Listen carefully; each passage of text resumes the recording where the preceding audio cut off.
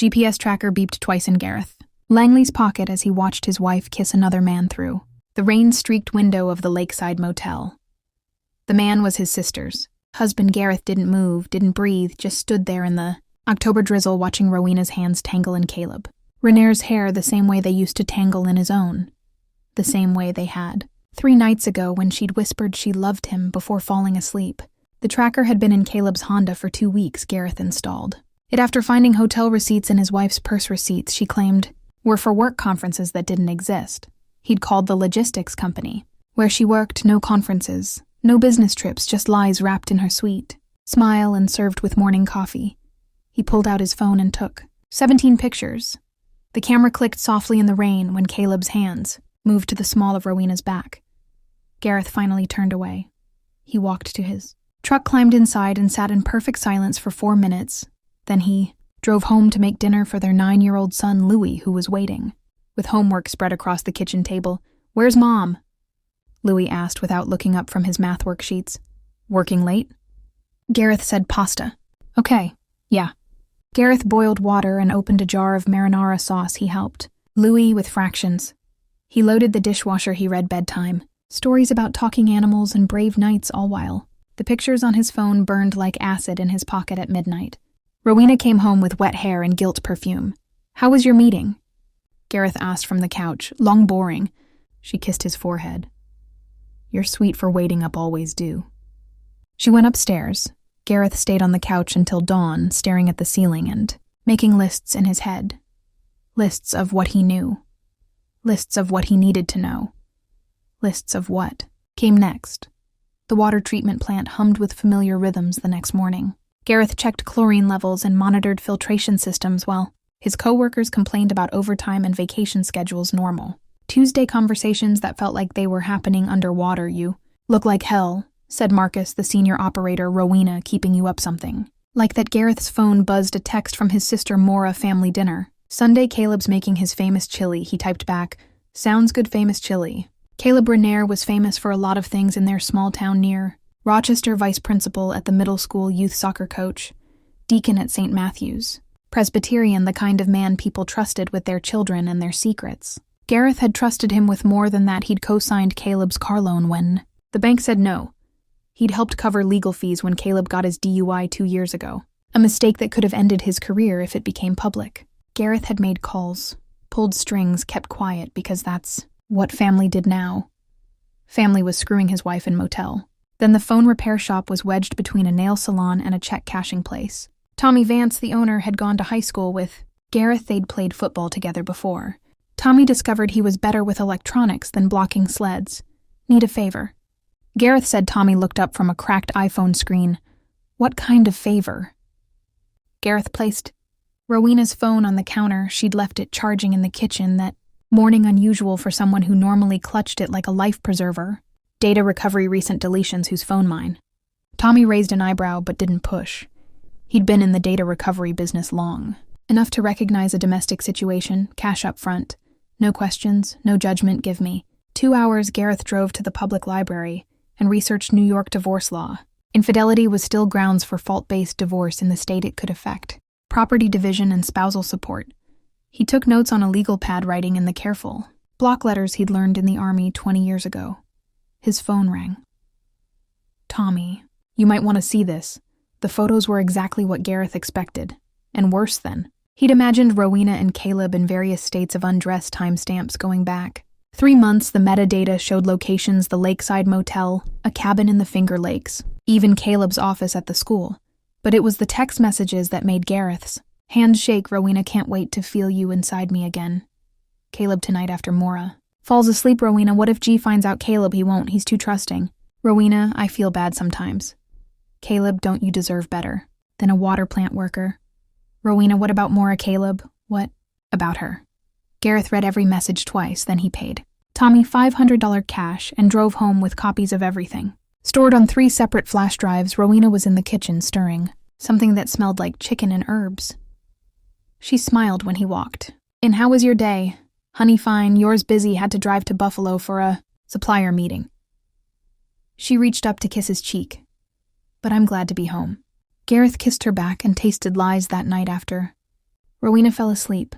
Gareth went to the basement and opened his father's old toolbox beneath the wrenches and screwdrivers. He found what he was looking for, a small digital recorder his dad had used for union meetings still worked. He also found the .38 revolver his father had kept for home protection still loaded. Gareth held the Colt for a long time, feeling its weight before putting it back. This wasn't that kind of revenge. This was going to be slower, more complete. The next morning, he called in sick to work and drove to downtown Rochester.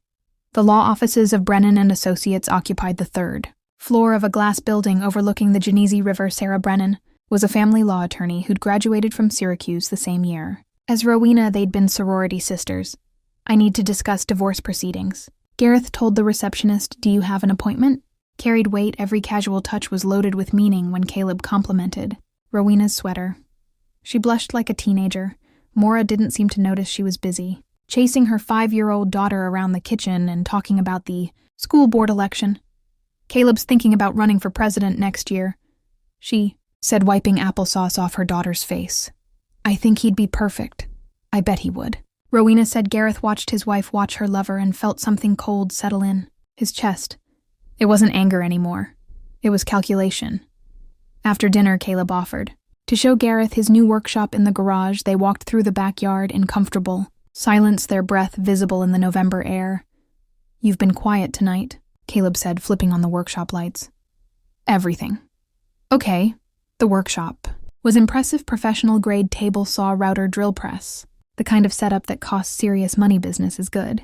Gareth asked, "What do you mean the tools the workshop vice principals don't usually make this kind of money?" Caleb's smile tightened.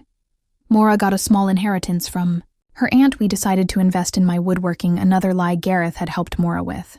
"Her taxes." "There was no inheritance, that's nice." Gareth said, family helping family, exactly. They stood there looking at the tools, two men who'd shared Thanksgiving dinners and Super Bowl parties and Christmas mornings. Two men who'd been friends for 15 years. "I've been thinking about expanding the workshop," Caleb said, "maybe starting a small business, custom furniture. You know, anyone who might be interested in investing." The audacity was breathtaking. Caleb was sleeping with his wife and asking for money. In the same conversation, "I'll keep my ears open," Gareth said. They walked back to the house. In the kitchen, Rowena was helping Maura load the dishwasher. She looked up when they entered, and Gareth saw her eyes dart between him and Caleb. "We should get going," Rowena said. School night. On the drive home, she was unusually talkative. She chatted about Maura's new haircut and the gossip from her office, and a movie she wanted to see. Nervous energy, disguised as normally. "Did you and Caleb have a good talk?" she asked. "We talked about woodworking." "That's nice, he's so talented with his hands." Gareth gripped the steering wheel tighter. The pregnancy test was positive. Gareth found it in the bathroom trash morning, buried under tissues and cotton swabs. The little pink plus sign might as well have been a knife through his chest. He and Rowena hadn't been intimate in 6 weeks. She'd claimed stress, headaches, work deadlines, all the classic excuses for a woman who was getting satisfaction elsewhere. But a baby changed everything. DNA tests, child support, custody. Battles that could drag on for years, unless the baby wasn't his. Gareth sat on the edge of the bathtub and did math in his head. If Rowena was pregnant, now conception would have been around mid-October, right when the photos on her "What about afterbirth standard? DNA test, simple, accurate, court. Admissible, how long due? I have to request one in New York. The presumed father has 2 years to challenge paternity, but if you wait too long, you might be on the hook for child support regardless of biology." Gareth wrote her a check for $2,000. "I want surveillance on both of them, photos, locations, timeline, everything you can get. How long until I say stop?" Rowena told him about the pregnancy. 3 days later, she chose the moment carefully. Saturday morning after breakfast with Louis playing in the backyard, she sat on the couch next to him and took his hand. "I have news," she said. Gareth looked into her brown eyes and saw excitement mixed with fear. She was a good actress, he'd give her that.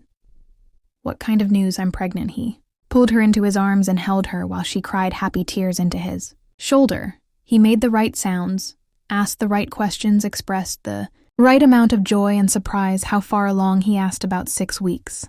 The timeline fit mid-October, right when her affair had intensified. "Are you happy?" she asked.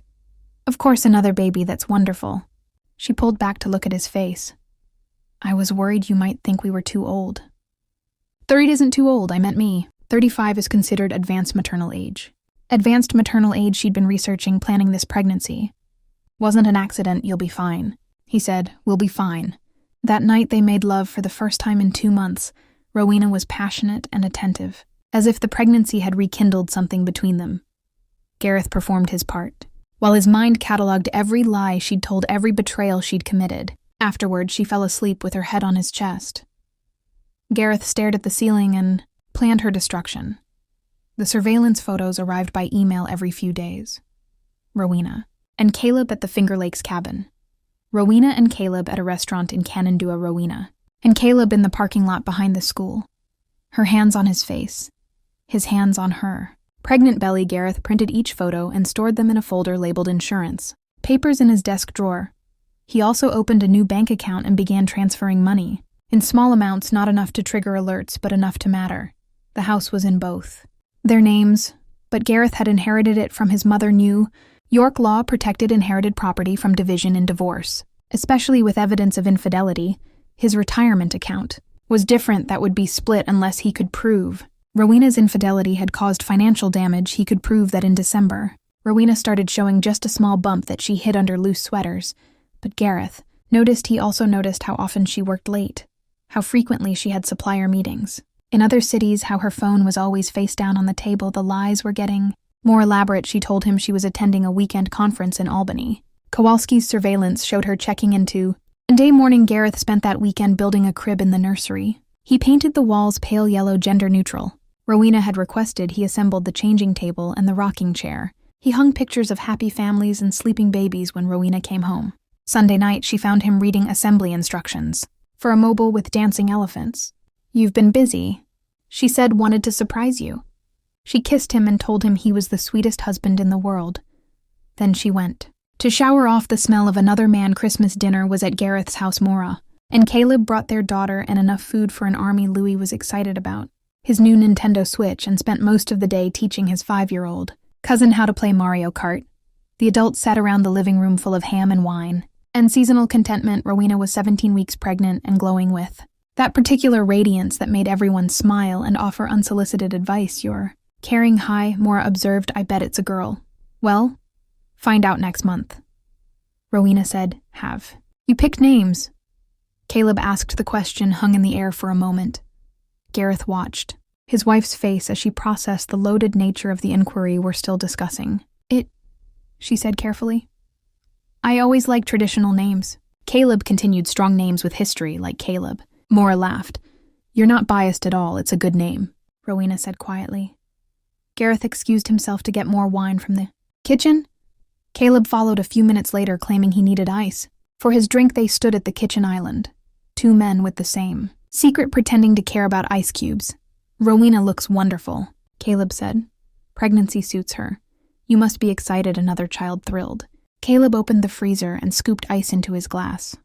His hands were steady, but Gareth could see tension in his shoulders. It's funny. Caleb said, I've been thinking about having another baby too. Maura and I have been trying. Is that right? A man wants to leave something behind. You know, a legacy. Gareth smiled and felt it cut like broken glass. Some legacies are worth more than others, they rejoined. The others in the living room for the rest of the evening. Gareth played the perfect host. He served dessert and coffee, helped with the dishes, hugged everyone goodbye. He watched Caleb kiss Rowena's cheek in farewell, a touch that lasted half a second too long, and said nothing after everyone left. Rowena and Louis went to bed early. Gareth stayed downstairs at the Christmas tree and making final plans. January was brutal. The kind of Western New York winter that reminded you why people moved to Florida. Snow fell almost daily, and the temperature stayed below freezing for 3 weeks straight. Rowena's morning sickness kicked in with a vengeance. She spent most mornings throwing up, and most afternoons napping. Her evening work meetings became more frequent and longer in duration. Gareth took care of everything. He made breakfast and packed lunches. He